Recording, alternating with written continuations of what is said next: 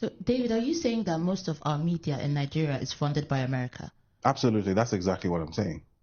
And you don't have to take my word for it. Again, this information is on public record. So you could go to these major funding organizations like the Ford Foundation or the MacArthur Foundation or the Omidyar Network or what's the other famous one? The Open Society Foundation, the George Soros thing.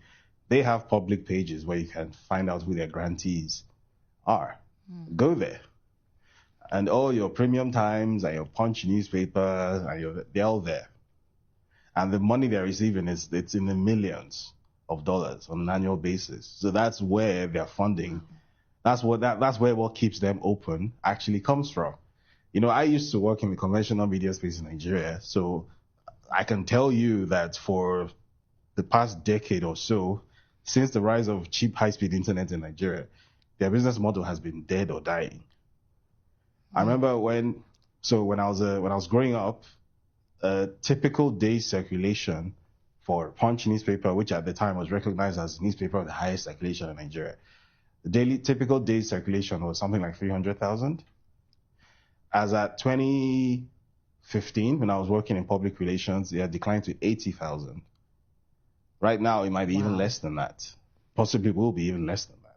So what is keeping the doors open? What is keeping them operating? It's not circulation numbers. It's definitely not advert income. I can tell you that for free. There's no advert income in Nigeria. You're not if you open media in Nigeria looking for advert income, you're going to starve to death. It just doesn't exist. So what is keeping them open? So you literally just go to these funding platforms and literally just type in these keywords.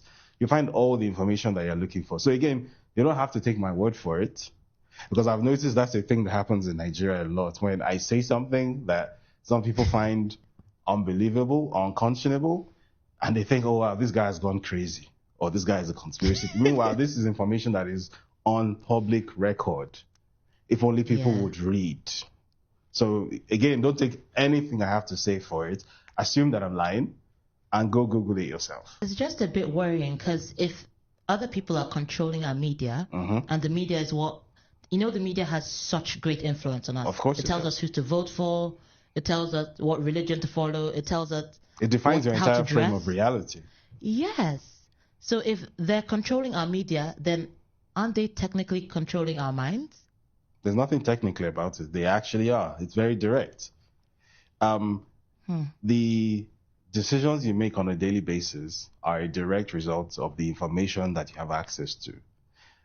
There was a, it's not a proverb, but there's a saying which I heard recently that kind of crystallized how this works.